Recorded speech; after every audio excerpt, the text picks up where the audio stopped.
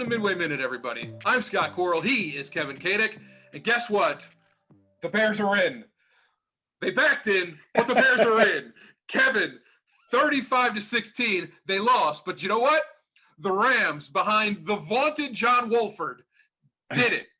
He beat the Cardinals. The Bears are in the playoffs, and all it took was a worldwide pandemic to expand the playoff field, a John Wolford playoff win, a Kyler Murray injury, a 6-game losing streak, a 5-1 start, 3 wins against the Texans, Vikings, and Jaguars, and as usual, another loss to the Aaron Rodgers and the Packers. This is nuts. I guess looking at it, Scott, I'm glad the Bears are playing next week. We don't, like I said in this morning's newsletter, it's going to at least get us through one more week of this probably endless winter. So we have something to talk about. And we're going to have to invent some ways that the Bears can go down to New Orleans and win. But it's going to take a pretty, active imagination to think that this Bears team is going to make any noise in the playoffs. No, I mean, you're basically playing a Saints team next week that is semi like the Packers. They're active on offense. They got multiple wide receivers. Their running backs are active. Their defense is quite good. And we forget, don't display or don't just forget that this was the game when they played the Saints before that Javon Wims got into the fight with Chauncey Gardner-Johnson.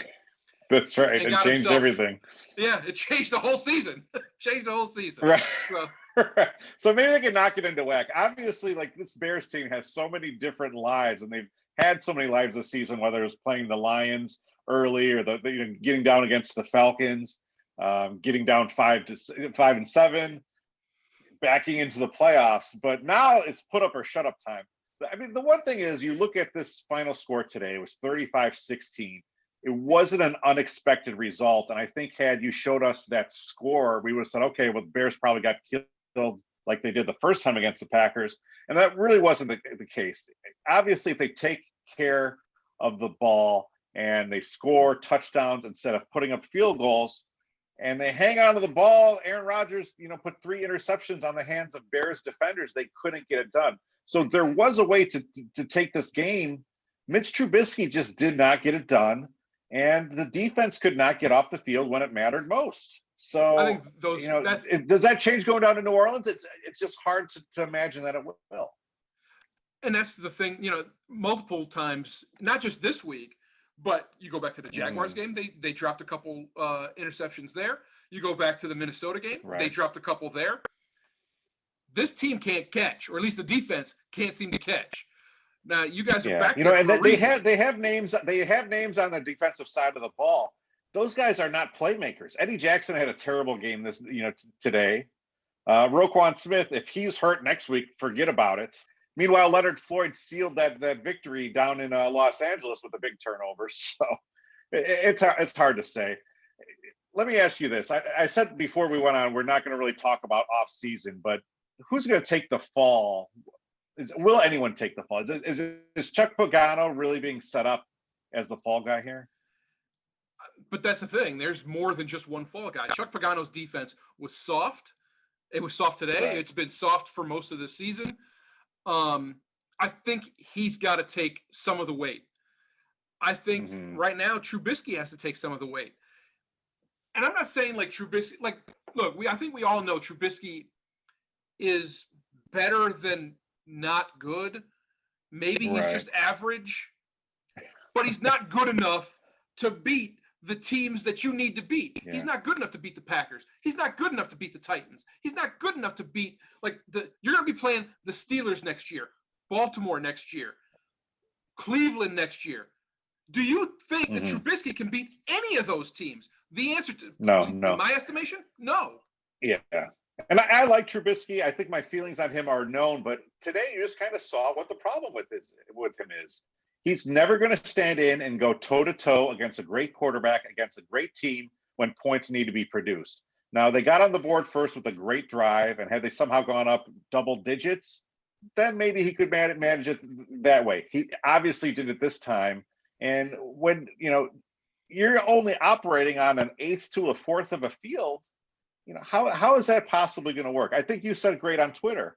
You were arguing with someone. You said, look, this is a guy who he doesn't have to sit back in the pocket all the time, but he has to be in the pocket some of the time, and he has to make those reads and be throwing to all different angles. And that's just never going to happen. He's never going to come around and be that guy.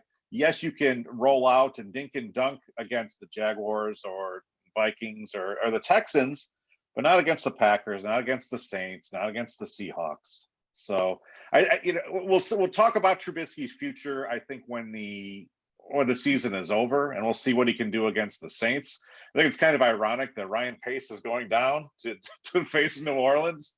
This is, you could write something like this, I guess. Absolutely. But there's that chance that if the Bears lose to the Saints, which, I mean, at this point, I don't think I can be honest with myself and say, yeah, that's not going to happen. I think the Bears are going to beat. No, the Bears will lose to the Saints. So there is the chance that a Lane Kiffin could happen in New Orleans for Ryan Pace. Leave him on the tarmac. Leave him on the tarmac. I don't think that's quite going to happen. I really think the McCaskies have probably made up their mind already on Nagy and Pace. I think it comes down to what they do with Trubisky. What do they do with Pagano? We saw the offensive, side of the ball, the coach's room take the fall for last season. Now it almost kind of seems like, okay, will this, what happens to Chuck Pagano? But I don't know. Look, it's a playoff week.